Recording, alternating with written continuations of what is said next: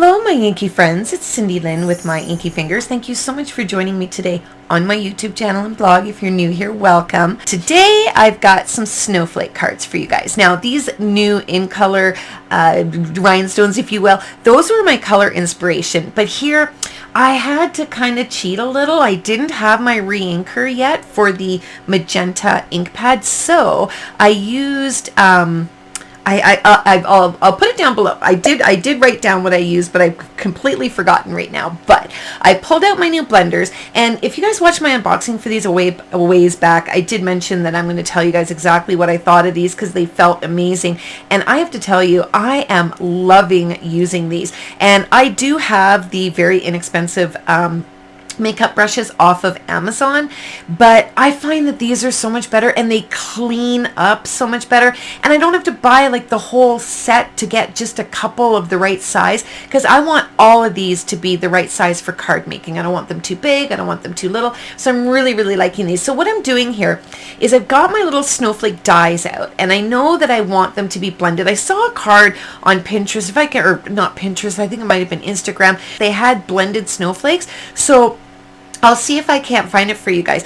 But the colors in here, I just love these because they match the in colors perfectly. So what I want to do is just move those little snowflakes in and out so that I know exactly where the colors are that I'm going to be die cutting from. So here I wanted a little bit more orange transition. Yellow and pink make orange. If you're having a hard time figuring out which colors blend together really well, I've showed you guys my color wheel many times. I'll put a picture of it up here, but I'll also link it down below. They're so inexpensive. You can get them at Michael's, you can get them on Amazon, but it tells you which colors you can blend together and what they'll look like. So I've been using it for so long, I kind of know by memory, but I'm mixing these all up together here, and I am going to give you a freeze frame of where I place the snowflakes. If you're following along, you'll be able to pause it and copy exactly. So I've got everything blended, and there's your freeze frame, and then the second one, and then I put the last little snowflake down the bottom. So just blending up those colors, I sped it up a whole lot for you guys because I got 2 cards here. So a lot of information in a short amount of time, right? Now here, I wanted to give the background of this card a little bit of something, a little extra oomph, if you will. So these little, I don't know, they're kind of like little snowflakes. I thought, why not stamp these in different colors? Now I could have gone all out and I could have blended on them with my sponge daubers and blended different colors and done a rainbow effect. But I chose to go with a solid because there was already transitions of colors on the snowflakes. So I didn't want it to get too loud and crazy, right?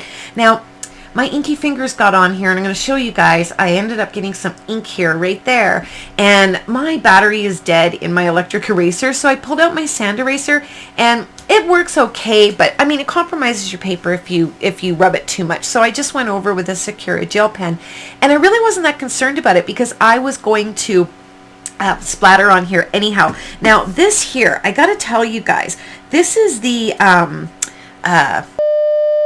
completely spaced out there and forgot the name of this stuff. It's Winsor & Newton Iridescent Medium. Now, I told you guys about when the paint pots were disappearing, how you could make your own. I'm going to do a video on this, but this stuff here, I'm just mixing it in with some water, and this iridescent medium, you guys, I'm going to show you on the second card how to mix it in with your Reinkers. It is phenomenal. You can add this into your little spritzers. You can use it as your splatters. This is just the most amazing stuff. I'll link it for you guys. It's so inexpensive. I mean, you get a huge bottle. Obviously, the bottle I'm using isn't the bottle it came in. I just like the little eyedropper. So here I want to kind of match my colors, and I have, you know, the color swatch thing, and I pulled out a few scraps, and I'm just kind of moving them around and playing with them, trying to figure out which one I like the best on there. My little powder puff, I can't link that. It's just for actual body powder that I converted into a embossing powder little destatification tool. So I destatified my paper, and all the colors and all the supplies and everything I'm using is listed down below in the description on YouTube and on my blog. So here I wanted to emboss that in white. And now here's the thing. You ever have that problem where your die just isn't a perfect fit for what you want to use it for, I'm going to show you how to fix that. So here, I wanted this more skinny, a little bit more narrow, right? So because it's stitched, I can move that die up and down and I can feel it lock into place with the previous cut, and then I can just cut it again, and bada bing, bada bam, I've got a custom made die. So alter your dies that way. You can get a lot more mileage out of them, right? Now here, you know me, I am not going to put individual little dabs of glue on the back of these snowflakes. So I'm just going to take them one by one, and I'm going to spray them with my Aleene's tacky spray.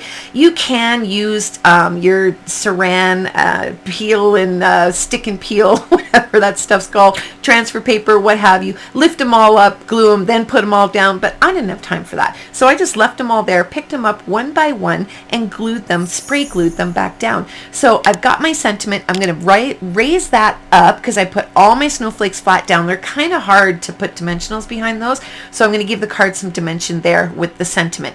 Now I'm going to snip off those little bits that kind of go over the edges on those snowflakes, and that one is, you know, pretty much done. Now here's where the satisfaction, this is so satisfying for me when I get to put on all my little embellishments. Now I got to tell you guys, when I came back to Stampin' Up, I remember saying to my upline, I was looking at the prices of our embellishments and I was like, oh hell no, I'll just buy dollar store stuff. And you know what, I've tried to use my dollar store stuff and it just doesn't match the way the Stampin' Up stuff does. Like all of these, they totally match with each other and all the colors on the cards, and I just find it so satisfying to add all of my little embellishments on there. I don't know, let me know down in the comments below what you guys think, which embellishments you guys use. Does it matter if they match, or does price matter? Is that more important to you guys? Now here, I had this watercolor paper taped up from other projects. It was in my drawer. It's been in there for months, so I pulled it out and I thought, I'm going to use this. Now, that little piece of acetate, that's actually a piece of the acetate that comes in your stamps, so you can totally use that. I cut a second one because I wanted to cut it to match my card. I'm going to show you that and why I did that. But the original one was out of some stamps. Okay, the one I cut wasn't, because I didn't want to cut the one that goes in my stamps. But you can use any acetate you want here. And all I did was mix in that iridescent medium, and I stirred it up with the little stick there. That is totally unnecessary. You really don't need to do that. It's going to all mix up when you smoosh it anyway. It was my first time doing this technique, so I kind of had to learn as I went along. But the effects this gives is just, oh my gosh, it's stunning. So I had a little bit too much pink there, and the reason I'm using the glass mat, by the way, especially for the blending, I forgot to mention it, I don't pick up other colors from the paper underneath what I'm blending, like, you know, when you blend off to the sides, and I'm not mixing my colors, and I'm not wasting because I can still pick it up off of my glass mat, and I just like the smoothness of it and the easy cleanup, right? So here, just coming in with the blue. Now I used the balmy blue here, and I just mixed in that iridescent medium, and I'm just kind of swishing this around. Now it's really important to wet your watercolor paper and wet your acetate. You want a lot of water here because these are, they're water-based inks, or yeah, they're water-based inks, but they're not like watercolor, so they don't want to move on watercolor paper the same way watercolors move on watercolor paper. That was a whole lot of water. You know what I mean, right? So make sure there's a lot of water, and then you can get more movement and really dilute it, because if it's diluted and it's too light, you can always come back and add a little bit more, right? But if you don't have enough, if you don't dilute it enough, then it's really strong. It's hard to take, it's near impossible to take that color off. So once that dried, that shimmer does not come off on my finger whatsoever. I love it. It's right there forever on that paper. So here, this had been on here a long, long time. It actually came off pretty well. If you have a hard time pulling your tape off, then use a heat gun. And the reason I tape it is because it dries flat. I don't get it all bowed and whatnot, and then it lays flat on my card. Now here is where I have this piece of scratch acetate, and I'm going to cut this one, not the one for my stamps. I want to cut it to my card front size, because then I can move that around on that watercolored paper and I can see exactly what I'm cutting and what's going to show on my card.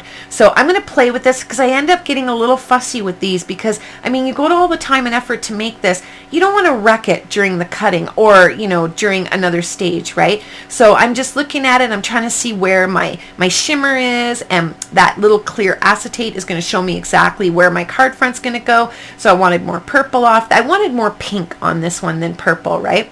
So there, I was just putting a piece of paper in just to eyeball where it was going to cut. So now I've got this done. Now here, I don't want to make a mistake either. This is I'm going to get super technical here. I was way too fussy putting all these snowflakes all over the place, so I cut most of it out. But once I had them where I wanted them, this is why I love the Stamparatus. That door comes right off. I can just push it right down on all of those wonderful photopolymer stamps, pick that door up, put it back in my Stamparatus. Now all those stamps are exactly where I want them. Now, I kind of had to think a little bit here. I thought, how am I going to get this paper off and keep it exactly where I want the paper to be? So I'm going to pull out my snail adhesive or the seal adhesive, and I'm going to put a little bit on the back. Now that is the grid paper. I just laminated it that you can buy for your Stamparatus. So they just stuck right together. Now that card is exactly where I want those stamps to stamp. And here I mess around with these magnets way too much as well. But I am using the Stamparatus primarily because I can ink this many times with my Versamark. Now, I did struggle here, and if you watched one of my last videos, I was trying to, or actually it was a Stampin' Chat, that's for the channel members, but I was struggling because I needed a Versamark refill, and I found it, but it's almost empty. I ordered another one. I had to stamp this so many times.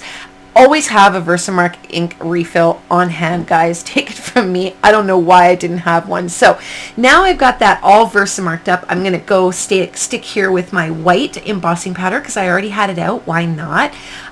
White not.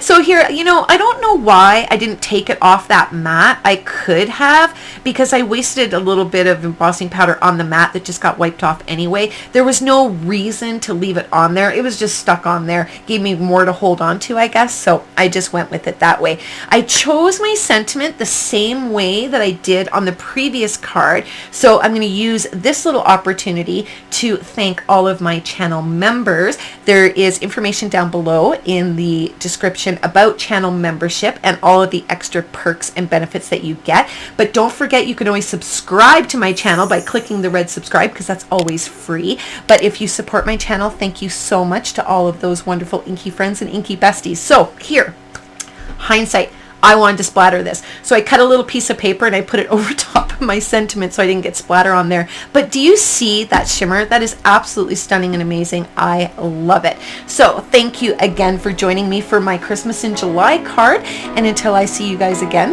take care and happy stamping.